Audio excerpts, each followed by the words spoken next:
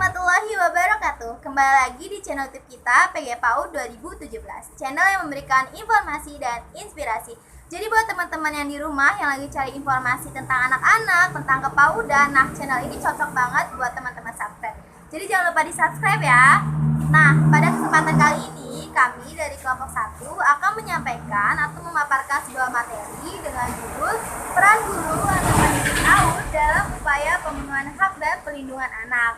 Saya Devi Novitasari sebagai moderator dan ada rekan saya yaitu Bernawati, Mariana, Mentari Anastasia Erlandea, Nindi Permatasari, Rika Farida, Siti Leis, Siska Nurmalika, dan Seminar. Selamat menyaksikan. Di sini saya akan menjelaskan tentang pengertian hak anak. Hak anak itu sendiri menurut Kamus Besar Bahasa Indonesia yang artinya yang benar, milik atau kepunyaan, kewenangan, kekuasaan untuk menuntut sesuatu, derajat atau martabat, dan hukum atau wewenang. Yang dimana hak anak itu adalah sesuatu yang harus didapatkan atau diperoleh oleh anak itu sendiri. Nah, jika anak itu tidak mendapatkan haknya, maka anak tersebut boleh menuntut haknya tersebut. Selanjutnya ialah macam-macam hak anak, di mana macam-macam hak anak ini terdiri dari 10 macam. Nah, yang pertama ialah hak untuk memperoleh informasi, baik dari berbagai sumber, dan tentunya informasi ini sangat bermanfaat dan mudah dipahami oleh anak. Nah, hak untuk memperoleh pendidikan, seperti pendidikan informal, non formal, kayak gitu. Terus yang selanjutnya ialah hak untuk bermain dan rekreasi. Nah, biasanya anak 0 sampai 6 tahun itu fase dimana anak senang-senangnya bermain dan berrekreasi, kayak gitu. Orang tua wajib memberikan hak tersebut kepada anak. Nah, hak untuk berpartisipasi dalam kegiatan dan kegiatan budaya, kayak misalkan ikut Kartinian, terus ikut lomba 17 Agustusan, kayak gitu. Nah, hak untuk kebebasan berpikir dan beragama. Anak berhak mendapatkan agamanya sendiri, kayak gitu. Nah, hak untuk mengembangkan kepribadian. Kepribadian di sini kayak misalkan dia lebih sukanya ke apa, kayak misalkan anak misalkan suka musik atau dan yang lain sebagainya. Terus hak untuk memperoleh identitas.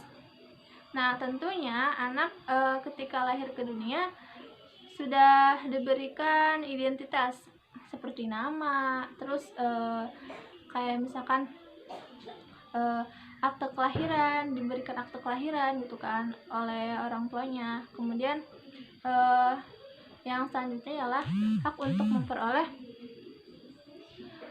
memperoleh pengembangan kesehatan, kayak misalkan anak sedang sakit, orang tua mengurusnya, kemudian dibawalah ke rumah sakit atau puskesmas gitu kan.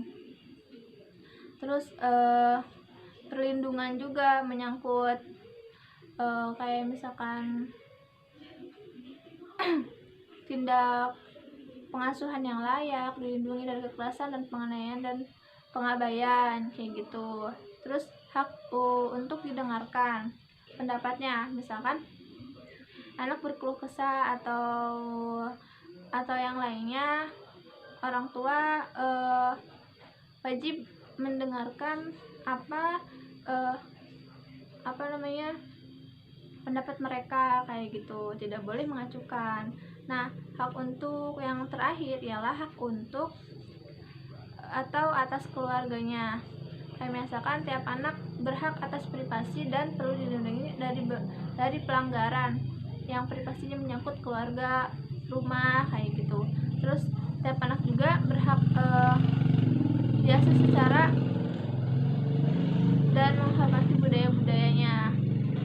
Terus orang tua atau wali bersama-sama bertanggung jawab membesarkan anak, dan semua pihak ini perlu mempertimbangkan kepentingan terbaik anak, seperti itu.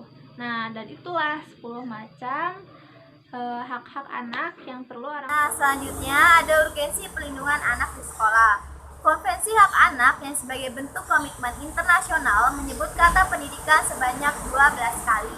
Pasal 9 ayat 1 Undang-Undang Perlindungan Anak secara tegas menyatakan bahwa setiap anak berhak mendapatkan perlindungan di satuan pendidikan dari kejahatan seksual dan kekerasan yang dilakukan oleh pendidik, tenaga pendidikan, sesama peserta didik, dan atau pihak lain. Sementara pasal 54 menegaskan bahwa anak di dalam dan di lingkungan satuan pendidikan wajib mendapatkan perlindungan dari tindak kekerasan fisik, psikis, kejahatan seksual, dan kejahatan lainnya yang dilakukan oleh pendidik, tenaga pendidikan, sesama peserta didik, dan atau pihak lainnya. Dalam tataran normatif, negara dalam hal ini pemerintah telah menunjukkan komitmennya dalam bentuk konstitusi dan regulasi. Namun beragam pelanggaran hak dalam dunia pendidikan masih terus terjadi dengan berbagai variasi dan dinamika beserta polanya. Selanjutnya akan dijelaskan oleh rekan saya. Selanjutnya, ada tindakan yang tidak terpuji yang dilakukan oleh guru. Yang pertama, guru memukul anak muridnya. Yang kedua, guru mencabuli anak muridnya. Yang ketiga, guru menghardik anak muridnya. Yang keempat, guru tidak memberikan pelajaran semestinya. Yang kelima, guru membiarkan tingkah laku anak murid yang salah. Bukannya seorang guru itu harus menjadi panutan bagi anak muridnya, baik di sekolah maupun di luar sekolah. Oke, yang selanjutnya ada selain dari guru, lingkungan sekolah juga melakukan tindakan yang melanggar perlindungan anak di sekolah. Misalnya teman-teman memukuli salah seorang temannya. Kemudian yang kedua ada siswa melakukan tindakan bullying. Yang ketiga siswa melakukan kekerasan seksual kepada sesama siswa. Dan yang terakhir bisa dari masyarakat sekolah, dari security, penjaga sekolah, pembersih sekolah, atau stakeholder yang lainnya. Nah, dari beberapa contoh yang tadi sudah disebutkan, itu bisa dari teman-teman yang memukuli salah seorang temannya, itu bisa terjadi karena kesalahpahaman, mungkin maksudnya bercanda kepada temannya, tapi dia membalas dengan yang serius gitu. Kemudian yang kedua ada siswa melakukan tindakan bullying. Tindakan bullying ini bisa terjadi antara siswa sama siswa, jadi kayak mungkin saling ejek-mengejek tapi di dalam hatinya dia tidak menerima. Kemudian yang ketiga ada siswa melakukan kekerasan seksual kepada sesama siswa. Di sekarang ini kan mungkin karena dia keseringan menonton video atau kartun-kartun yang berbau pornografi, jadi dia melakukan tindakan tersebut kepada temannya, padahal hal itu tidak baik. Kemudian yang keempat ada masyarakat sekolah.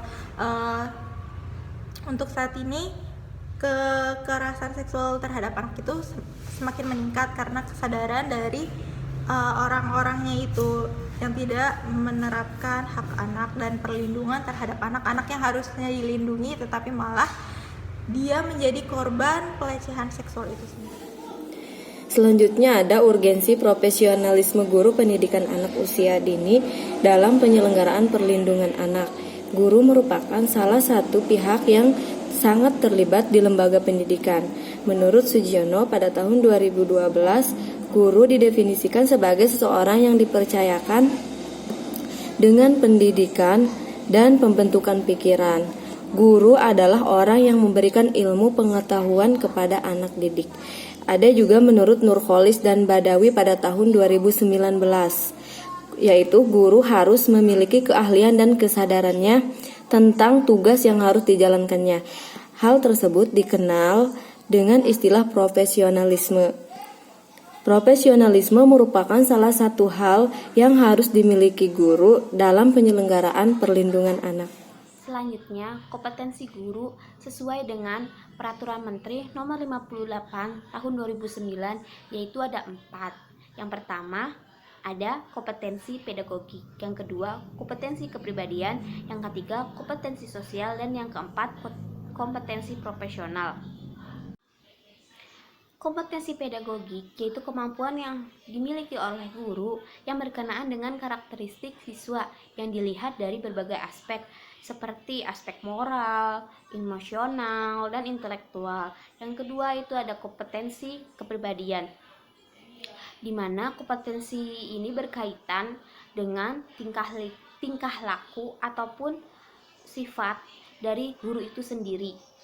Yang ketiga, kompetensi sosial, yaitu kemampuan guru dalam menyesuaikan diri, seperti contohnya dapat bergaul dengan lingkungan sekitar, lalu dapat berkomunikasi baik secara lisan maupun tulis. Nah, yang terakhir ada kompetensi profesional, yaitu kemampuan yang harus dimiliki oleh guru dalam perencanaan dan pelaksanaan proses pembelajaran. Baik, yang terakhir ada peran guru dalam pemenuhan hak dan perlindungan anak. Yang pertama ada sosialisasi kepada orang tua murid. Guru memiliki peranan penting dalam pendidikan dengan dalam upaya pemenuhan hak dan perlindungan anak, yaitu pencegahan kekerasan seksual di dalam sekolah. Guru juga harus bisa menginformasikan kepada orang tua murid tentang apa saja yang dilakukan anak selama di sekolah. Dan guru juga harus bisa mensosialisasikan kepada orang tua murid dengan cara melakukan seminar parenting, yaitu dengan membahas upaya pemenuhan hak dan perlindungan anak. Dengan cara itu, orang tua juga bisa tahu arti penting hak dan perlindungan anak. Yang kedua, mengerahkan massa. Guru memiliki peranan penting dalam upaya pemenuhan hak dan perlindungan anak, tetapi massa terkait juga harus membantu bekerja sama dengan cara peduli dan meningkatkan kepekaannya terhadap lingkungan sekitar, yaitu termasuk dengan anak-anak.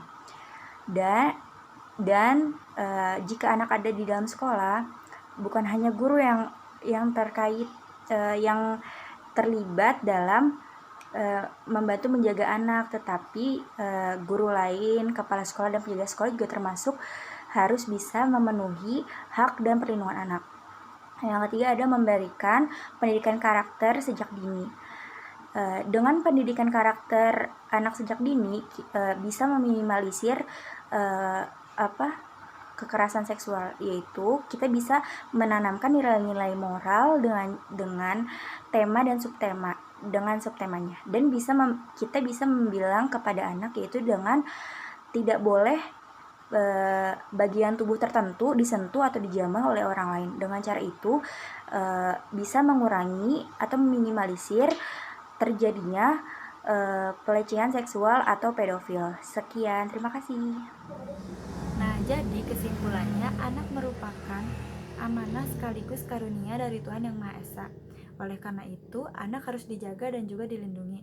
Anak mempunyai hak-hak yang sama dengan anak lainnya dalam hal pendidikan.